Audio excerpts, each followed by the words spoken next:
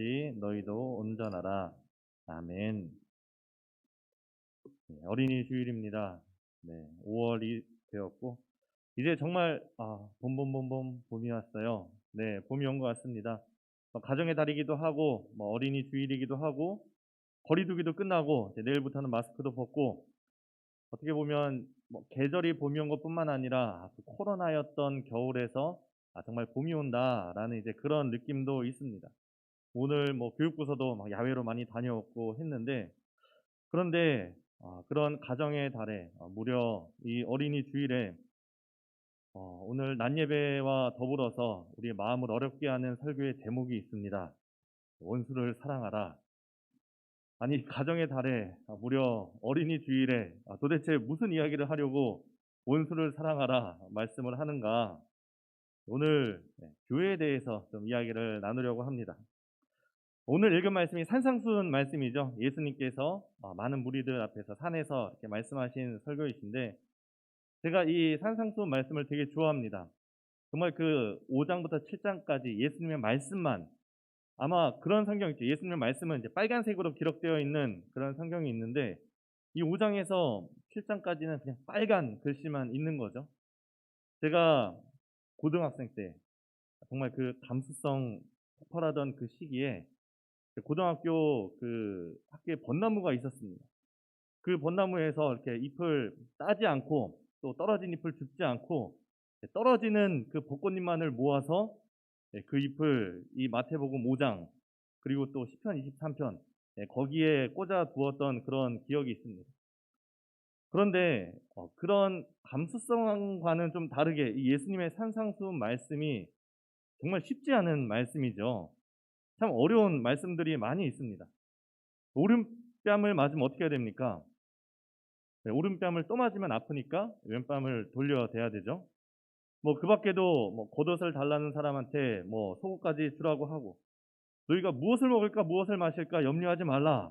여러분 벌써 오늘 저녁 메뉴부터 걱정이 되지 않습니까? 참 이렇게 이 산상수훈 말씀 참 어려운 말씀입니다. 게다가 오늘 우리가 읽은 마지막 절 말씀에 보면 하늘에 계신 너희 아버지의 온전하심과 같이 너희도 온전하라. 여러분 가능하십니까? 하나님과 같이 우리가 온전한 게 얼마나 어려운 말씀입니까? 오늘 우리가 읽은 그 첫 말씀도 쉽지 않습니다. 이렇게 시작하죠. 45장 43절입니다. 내 이웃을 사랑하고 내 원수를 미워하라 하였다는 것을 너희가 들었으나 이렇게 이야기가 시작이 됩니다. 내 이웃은 사랑하고 내 원수는 미워하라 이런 말들을 이제 이 사람들이 들으면서 자랐던 것이죠. 내 이웃을 사랑하라 이 말씀은 어디에 나오나요? 성경 어디에 나올까요? 네, 레위기에 보면 레위기 19장 18절에 이렇게 나옵니다. 원수를 갚지 말며 동포를 원망하지 말며 내 이웃 사랑하기를 내 자신과 같이 사랑하라. 나는 여호와이니라. 그럼 그 뒤에 있는 말씀 내 원수를 미워하라 라는 이 말씀은 어디에 나오나요? 어디에 나올까요? 제가 성경을 찾아보니까 악은 미워하라 라는 말씀은 있어도 또 우리가 방금 읽은 그 말씀에 원수를 갚지 말며 라는 말씀은 있어도 원수를 미워하라 라는 말씀은 저는 아직 찾지를 못했는데 혹시나 성경을 읽으시다가 원수를 미워하라 지금 읽은 요 본문 말고 찾으시면 좀 알려주시기 바랍니다. 사실 이 성경에서 이웃을 사랑하라 라는 말씀은 많이 나오지만 이웃을 미워하라 라는 이야기는 성경에 나오지 않습니다. 이웃을 사랑하라고 했으니까 원수는 미워해도 된다는 어떤 그 시대적인 어떤 보편적인 유대인들이 가지고 있던 사상이 그랬던 것이죠. 하나님이 이웃을 사랑하라고 했으니까 그럼 원수는 미워해도 되는구나 라고 사람들이 생각하고 그렇게 이야기를 해왔던 것입니다. 우리가 지금 이 말씀을 우리의 삶에 적용해 볼 때 여러분 이웃을 사랑하라고 하셨으니까 그렇다면 우리의 이웃은 누구입니까? 옆집 사는 사람이 이웃인가요? 물론 이제 그 사람도 이웃이죠. 네. 우리가 이웃을 사랑하라. 내 이웃이 누군가 우리가 한번 생각하고 고민해 봐야 될 것입니다. 그럼 거기서 더 나아가서 그럼 이웃은 사랑하고 원수는 미워하라고 했는데 여러분 우리의 원수는 누굽니까? 그러면 옆 사람을 바라볼까요? 네, 우리 함께 사랑합니다. 한번 인사하겠습니다. 네, 우리 이웃이죠. 네. 어, 원수가 누굴까라고 생각했을 때, 최근에 내 마음을 상하게 했던 어떤 사람, 막 나를 화나게 했던 사람, 막 나를 힘들게 했던 사람, 아마 지금 막 내 머릿속에 떠오르는 어떤 그 사람, 혹시나 있을 수가 있습니다. 우리가 이렇게 원수라고 하면 굉장히 이렇게 거창하고 무겁게 들리지만, 실제로 내 삶에서 내게 상처를 주고 내가 대하기 힘든 사람은 뭐 그런 거창한 사람들이 아니죠. 우리가 저 북한의 김정은이 내 원수다. 막 뼈저리게 그렇게 생각하는 사람이 별로 없습니다. 저 전쟁을 일으킨 러시아, 우리의 원수다. 하고 뭐 진심으로 막 그렇게 뼈저리게 느끼지 않습니다. 거의 원수는 어디 있습니까? 내 일상에서 가장 가까이 있을 가능성이 높은 것이죠. 그런 의미에서 내 원수가 어디 있을까요? 그 50년을, 왜 웃으시죠? 50년을 함께 산 노부부가 예전에 한번 TV에 나왔어요. 스피드 퀴즈 같은 그런 걸 했습니다. 답이 천생연분이었습니다. 천생연분. 할아버지가 문제를 냅니다. 할멈, 우리가 뭐야? 우리의 만남이 뭐야? 할머니가 입을 좀 다시더니 왼수. 네, 이럽니다. 아니, 네 글자로 평생 왼수. 네, 이럽니다. 제가 그거 보면서 이렇게 왼수 치고는 좀 사이가 좀 좋아 보이긴 했었는데, 사실 오늘 설교 제목이 좀 너무 어린 주일날 원수를 사랑하라 너무 무겁지 않나 해서 원래 왼수를 사랑하라 이렇게 할까 고민하다가 또 너무 가벼운 게 아닌가 해서 그래 좀 무거워도 그대로 두기는 했습니다. 우리가 원수라고 하기에는 좀 너무 무겁지만 왼수라고 부를 정도의 사람 어디에 있을까요? 지금 떠오르시면 안 되는데, 네.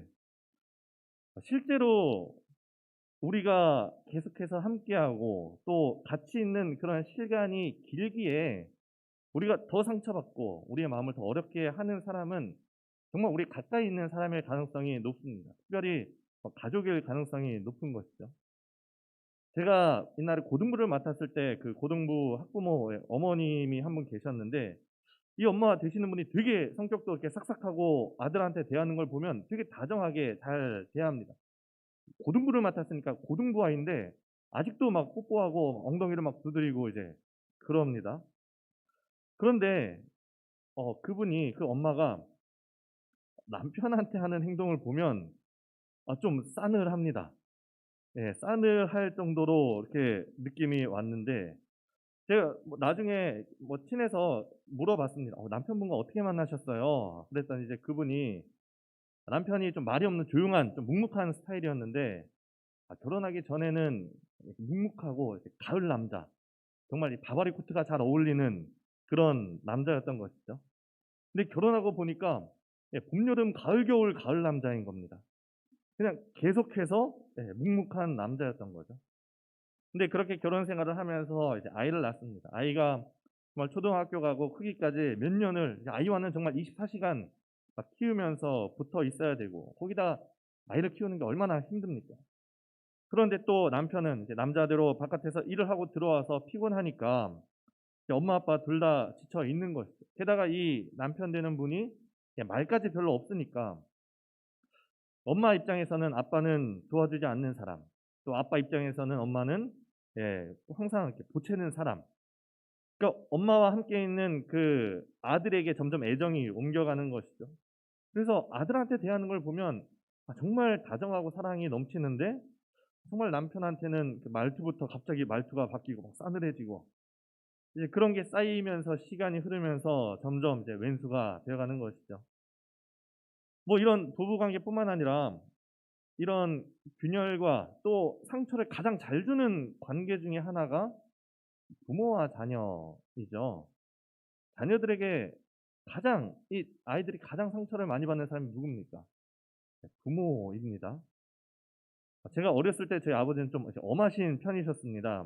지금도 제가 기억이 나는 게 교회에서 특별 새벽 기도회를 해서 부모님이 저를 데리고 가려고 이렇게 저를 깨우시는데, 여러분 이게 새벽 기도회 가자고 어떻게 깨우시겠습니까? 아이들이 이렇게 자고 있으면 어떻게 깨우겠습니까?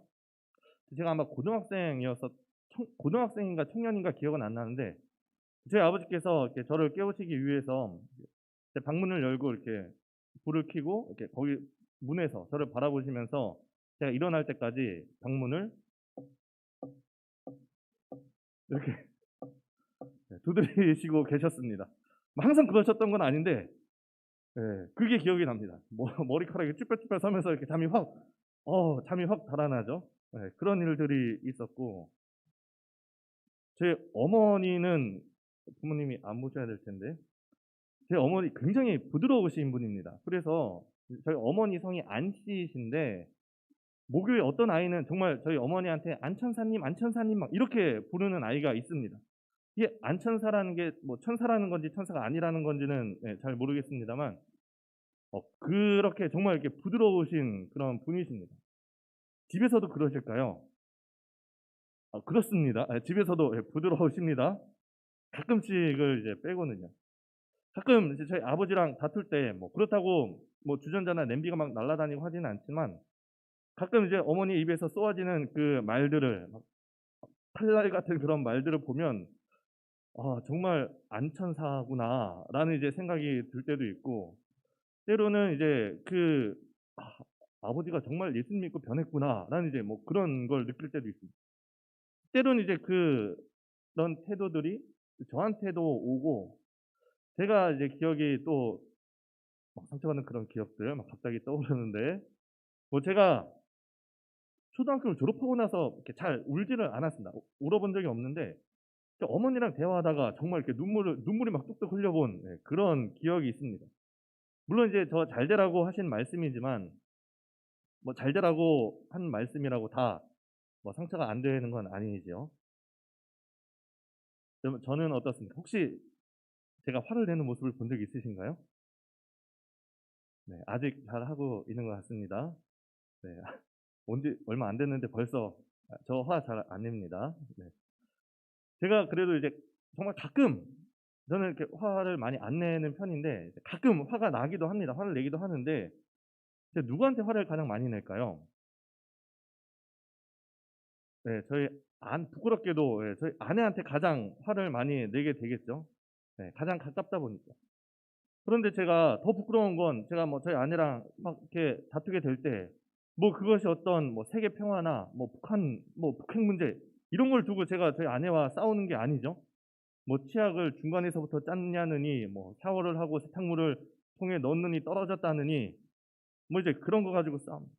저는 저희 아내한테 항상 이제 그런 얘기를 합니다. 당신은 정말 예수님 같다. 그 성경에 보면 정말 예수님 한 번 열면 닫을 자가 없다고 그랬는데, 항상 서랍도 열려 있고, 뭐 조미료 뚜껑도 열려 있고, 뭐 우유 뚜껑도 열려 있고, 치약 뚜껑도 열려 있고, 막 예수님 같다. 이제 이런 얘기도 이렇게 가끔 합니다. 근데 이게 정말 이렇게 농담으로 넘어가고 잘 해결되면 좋은데, 이런 것들이 어떤 균열과 상처들이 이제 해결되지 않고 또 쌓이고 쌓이다 보고 쌓이고 또 소원해지다 보면 왼수가 정말 되는 거죠. 그러니까 서로 정말 가장 힘이 되고 가장 편해야 되는 그런 장소가 이제 가정인데, 그 서로 간의 균열이나 상처들 때문에 오히려 떨어지는 게 더 나은 그런 상황이 되어버리고, 이제 그러다 보면 아이들도 상처를 받고, 그럼 아이들이 집에 있기 싫으면 또 가출을 하고, 그런 상황들이 이제 벌어지는 거죠. 저는 오늘 가정이 아니라 교회에 대해서 말씀을 드린다고 했습니다. 교회는 가정하고 정말 많은 부분에서 비슷합니다. 가장 먼저 교회는 이 가정과 함께 하나님께서 만드신 공동체입니다. 하나님께서 가정을 만드신 것처럼 하나님께서 교회를 만드셨습니다. 또 교회는 가정과 마찬가지로 이 평안의 하나님께서 주인이 되시기에 가장 평안한 곳이 되어야 됩니다. 우리가 정말 저 힘든 세상에서 살다가 정말 우리가 때로는 상처받고 때로는 정말 그 힘이 없어서 교회에 오면, 그리스도인으로 살다가 정말 이 교회에 오면 우리가 위로를 받고 힘을 얻고 정말 그 하나님의 말씀에 평안을 얻고 다시 힘을 얻고 나가는 곳이 교회가 되어야 되는데, 근데 교회에서도 신앙생활을 뭐 더 깊게, 더 많이, 또 봉사도 더 열심히 이렇게 하다 보면 함께하는 시간이 또 늘어남에 따라서 자꾸 이제 부딪히고 또 자꾸 누군가 눈에 밟히는 일이 생기게 되는 거죠. 또 게다가 교회는 다양한 사람들이 모이다 보니까 가정같이 몇 사람이 아니라 더 다양한 사람들이 모이다 보니까 어떤 뭐 그룹들이 생기고 뭐 너와 나 사이에 때로는 그룹 간에 이제 갈등이 일어나기도 합니다. 참 이 갈등이라는 게 서로를 분열을 시키죠. 때로는 뭐 남녀 간에, 때로는 세대 간에, 때로는 뭐 지역이나 뭐 학연 간에 이런 갈등을 유발하기도 합니다. 게다가 지금은 시대적으로 얼마나 이런 분열과 혐오가 많은 세대입니까? 예전에 어떤 만화를 봤는데 거기에 이제 그런 풍자하는 그런 만화였습니다. 그 회사에 엘리베이터가 있었는데 임원들이 이렇게 엘리베이터를 사람들이 너무 엘리베이터가 적고 사람은 많다 보니까 이렇게 적어 놓은 겁니다. 엘리베이터에. 엘리베이터는 임원만 이용할 수 있습니다. 그러니까 사람들이 막 들고 일어나는 겁니다. 아니 누구는 뭐 사람이고 뭐 누구는 동물이냐? 왜 우리는 엘리베이터를 못 타냐? 그래서 막 하니까 그 임원들이 괜찮다고 걱정하지 말라고 얘기하면서 거기다 이제 뭘 붙여 놓냐면 엘리베이터는 임원과 60세 이상만 탈 수 있습니다. 이제 어떻게 됐을까요? 임원을 향한 공격이 세대 간의 갈등으로 벌어진 거죠. 네. 그렇지. 노인을 공경해야지. 하면서 막 이렇게 또 싸우는 겁니다. 임원들이 이제 거기서 그만두지 않고 또 한 번 바꿉니다. 엘리베이터는 임원과 60세 이상과 여자만 탈 수 있습니다. 또 이제 난리가 났습니다. 그치. 여자는 보호받아야지. 막 하면서 막 이런 갈등이 이제 일어나는 것이죠. 근데 그게 지금 세대를 정말 풍자하는 거죠. 예전에 정치인들이 정말 권력을 잡기 위해서 지역 갈등을 조장하고 아직까지도 이 나라 민족 사람들이 거기에 놀아나면서 희생되고 있지 않습니까? 요즘은 남녀 간의 갈등도 굉장합니다. 서로 사랑해야 할 그 사람들끼리 참 서로 못 잡아먹어서 안달이 난 세대를 보면서 안타깝고 지금은 이제 세대 간의 갈등도 어제 뭐 꼰대라고 뭐 MZ 세대 이런 얘기를 하면서 갈등이 많이 분열되고 있습니다. 이런 갈등이 정말 안타까운데 교회 안에도 이제 그런 갈등이 많이 있는 거죠. 그리고 특별히 오늘은 뭐 가정의 달을 맞아서 어린이주일을 맞아서 좀 세대 간의 갈등을 좀 말씀을 드리려고 합니다. 뭐 세대 간에 뭐 10년이면 강산이 변한다고 하는데 세대 간에 뭔가 다른 점이 있을 수밖에 없고 갈등이 생길 수도 있습니다. 우리가 다음 세대라고 하면은 교회 학교만 다음 세대가 아니라 7, 80대 분들에게는 뭐 4, 50대, 3, 40대도 다음 세대고 3, 40대 분들에게는 뭐 10대가 다음 세대가 되겠죠. 근데 자녀는 뭘 해도 어리숙해 보이기 마련입니다. 저희 부모님, 저희 어머니는 아직도 저한테 뜨거운 거 잘 먹냐고 이렇게 물어보십니다. 제가 나이가 40이 넘었는데 아직도 저희 어머니는 저한테 뜨거운 거 잘 먹냐 이렇게 가끔 물어보십니다. 90 노인이 70 노인한테 뭐 차 조심해라 하는 거랑 뭐 비슷한 마찬가지인 것이죠. 사람들이 다른 사람을 대할 때 우리가 다음 세대를 바라보거나 또 자녀 세대를 바라볼 때 때로는 좀 나와는 맞지 않는 뭐 그런 것들이 있을 수 있습니다. 쟤네들은 왜 저렇게 일을 한대? 뭐 그렇게 생각을 하고 또 자녀들도 부모를 사랑하고 부모님 세대를 사랑하지만 아니 시대가 변했는데 왜 이해를 못하냐? 뭐 이렇게 또 반문을 할 수 있습니다. 하지만 우리가 잊지 말아야 되는 건 뭐냐? 우리는 서로 사랑하기 위해서 산다는 것입니다. 하나님께서 그렇게 우리를 창조하셨고 서로 사랑하기 위해서 하나님이 우리를 지으셨고 새 계명을 주노니 너희가 서로 사랑해라. 사랑하라고 우리에게 명령을 하셨습니다. 우리가 읽은 오늘 말씀은 이 죄인인 사람이 그 죄된 인간의 습성을 정말 잘 보여줍니다. 또 내 이웃을 사랑하고 내 원수를 미워하라 하였다는 것을 너희가 들었습니다. 하나님이 하신 명령은 뭡니까? 내 이웃을 네 자신같이 사랑하라 라는 명령이었습니다. 언제 하나님께서 네 원수를 미워해도 된다, 미워해라 그렇게 말씀을 하셨습니다. 그런데 이 사람들은 어떻게 바꿨습니까? 하나님께서 내 이웃을 사랑하라고 말씀하셨더니 그것을 교묘하게 바꾼 것이죠. 그럼 내 이웃이 아닌 사람은 미워해도 되는구나. 이게 인간의 죄된 습성이죠. 이 아담과 하와가 가장 처음 죄를 지을 때 어떻게 했습니까? 하나님의 명령을 바꿨죠. 하나님께서 이 선악과를 보면서 먹지 마라. 너희가 반드시 죽으리라 말씀하셨는데 이 뱀한테 이 하와가 뭐라고 얘기합니까? 먹지도 만지지도 말라고 했다. 그거 먹고 죽을까 하노라. 이렇게 했습니다. 이게 하나님의 명령을 이해하는 죄인된 사람의 습성인 것입니다. 그러니까 온전하지 못한 사랑, 이게 온전하지 못한 순종입니다. 이웃을 사랑하라고 했더니 선택적인 사랑을 만드는 겁니다. 내가 사랑할 만한 것, 내가 받아들이고 수용할 수 있는 사람들은 이웃으로 분류해 놓고 사랑하고, 나에게 불편하고 나를 상처 주고 나랑 좀 잘 맞지 않는 그런 사람들은 이웃에서 옆으로 원수로 지정하고 미워해도 되는 것으로 그렇게 분류를 해버리는 것. 그러니 예수님이 뭐라고 말씀하십니까? 너희가 너희를 사랑하는 자를 사랑하면 무슨 상이 있겠느냐? 세리도 이와 같이 아니하느냐? 세리면 죄인의 대표 아닙니까? 어떻게 선택해서 분류하고 사랑하는 것은 그 죄인의 대표적인 그런 모습이라는 것. 예수님께서 다시 말씀하십니다. 지금의 시대가 너희한테 이웃을 사랑하고 원수는 미워하라고 말한다면 나는 너희에게 이르노니 너희가 원수를 사랑해라. 너희를 박해하는 자를 위해서 기도해라. 결국 뭡니까? 너희가 미워해도 되는 사람은 없다. 하나님께서 너를 사랑하시듯 네가 원수라고 생각하는 그 사람도 하나님께서 사랑하신다. 하나님께서 그 해를, 그 비를 의인과 악인에게 동일하게 내리시지 아니하느냐. 그러니 선택하는 사랑, 반쪽짜리의 사랑 말고 그 레위기 19장에 내 이웃을 사랑하라라는 말씀을 온전히 이루라. 예수님이 말씀을 하시는 것. 이 온전하지 못한 사랑의 모습의 그 핵심은 뭐냐? 내 중심의 사랑이라는 겁니다. 내 기준에서 이웃과 원수를 나눠서 사랑하는데 때로는 그 이웃에 대한 사랑의 모습에서도 내가 중심이 되고 내가 그 기준이 되기도 합니다. 그 어떤 집에 아버지와 아들이 좀 사이가 좋지 않아서 어머니가 상담을 신청을 했습니다. 상담을 신청해서 이 상담사가 아버지랑도 얘기를 하고 아이랑도 얘기를 하고 하는데 재밌는 걸 발견했습니다.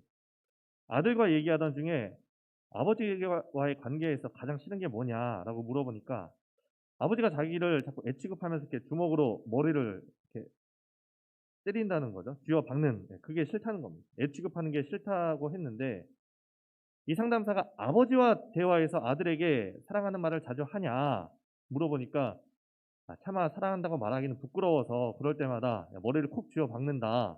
이렇게 얘기를 했다는 겁니다. 분명히 사랑하는데, 아들을 사랑하는데 뭐가 문제입니까? 내 중심대로, 내 방식대로 사랑을 하는 것이 문제죠. 저희 아버지께서 저를 새벽에 힘들게 하려고 두드리면서 저를 깨우셨겠습니까? 목회자 되려면 영성훈련해라. 뭐 이렇게 하시는 거죠. 어머니가 저에게 상처 주려고 말을 하시겠습니까? 잘 되라고 하는 그런 말씀이죠. 서로 간에 어떤 맞지 않는 어떤 표현들, 방법들이 상처가 될 수 있는 것입니다. 내가 중심이 되었을 때. 교회도 마찬가지죠. 나도 하나님을 사랑하고 저 사람도 하나님을 사랑하고 어르신들도 하나님을 사랑하고 기성세대도 하나님을 경외하고 다음 세대도 하나님을 예배합니다. 그런데 때때로 방법이 다르다고 그래서 서로 상처받고 상처를 줄 때가 있는 것이죠. 어머니께서 보시지 않겠죠. 네. 어머니께서 이제 제가 신학교 가기 전쯤에 갈 때쯤 이제 그런 얘기를 하신 적이 있습니다. 거기서 젊은 사람들이 너무 일을 안 한다. 젊은 사람들이 좀 일을 했으면 좋겠다. 뭐 이런 말씀을 막 하셨습니다. 그러고 나서 이제 거의 한 10년이 지났죠. 한 몇 년 전, 얼마 전에 이제 막 부모님과 얘기하는데 그런 얘기를 하는 겁니다. 목사님이 너무 젊은 사람들하고만 일한다. 얘기를 하시는 겁니다. 어디서부터 말씀을 드려야 될까? 젊은 사람들이 일을 안 해서 문제고, 젊은 사람들이 열심히 일을 해서 문제고, 뭐가 문제일까요? 내 중심이 되는 것이 문제라는 것이죠. 때로는 내가 중심이 아니라 상대방의 입장에서 바라볼 수 있는 그런 눈을 가져야 됩니다. 내가 수용할 수 있는 것만 수용하고, 뭐 그게 아니라 이제는 좀 내가 불편하더라도 저 사람이 최선을 다해서 하나님을 사랑한다면 그 모습도 인정을 해줘야 되는 거죠. 나와 조금 다르다는 것을 인정을 하고 우리는 똑같이 하나님을 사랑한다는 것을 인정을 해야 되는 거죠. 오늘도 우리가 하나님을 찬양을 했는데 어떤 곡은 이제 기성세대 눈높이에 막 찬송가도 이렇게 막 박치면서 막 이렇게 손들고 부르시는 분들도 봤고, 또 어떤 곡은 좀 젊으신 분들에 맞춰서 다양한 곡으로 우리가 하나님을 찬양을 했습니다. 중요한 건 우리가 서로 함께 하나님을 찬양했다라는 것이죠. 모두가 하나님을 찬양한 것이고 모두가 하나님을 예배하고 있는 것입니다. 그럼 우리 주위에 있는 주위를 한번 둘러보시면 우리의 자녀 세대들도 있고 좀 젊은 세대들도 있고 또 나이가 80, 90이 넘으신 분들도 있습니다. 참 그렇게 교회 어르신들이고 정말 교회를 지키셨고 지금도 기도로 교회를 지키시는 분들이고 또 우리의 다음 세대들, 정말 우리의 교회의 미래고 정말 그렇게 교회의 일꾼들입니다. 지금 우리에게 필요한 게 뭐겠습니까? 사랑이죠. 사랑입니다. 내 중심의 사랑이 아니라 온전한 사랑, 온전한 사랑이 우리에게 있어야 됩니다. 그러기에 우리가 이 시간 좀 온전한 사랑의 마음으로 서로를 위해서 기도했으면 좋겠습니다. 이 시간 우리가 좀 찬양하고 같이 기도할 때 사랑의 주님이 날 사랑하시네, 내 모습 이대로 받으셨네, 하나님께서 내 모습도 받으셨는데 사랑의 주님이 날 사랑하듯 나도 너를 섬기며 사랑하리. 우리가 정말 그 온전한 사랑의 마음으로 정말 우리 어르신들은 다음 세대를 위해서 또 우리 자녀들을 위해서 우리의 또 젊은 세대들은 정말 우리 어르신들을 위해서 또 우리 또 더 어린 자녀들을 위해서 정말 그들을 사랑하고 섬기는 마음으로 함께 찬양하면 좋겠습니다.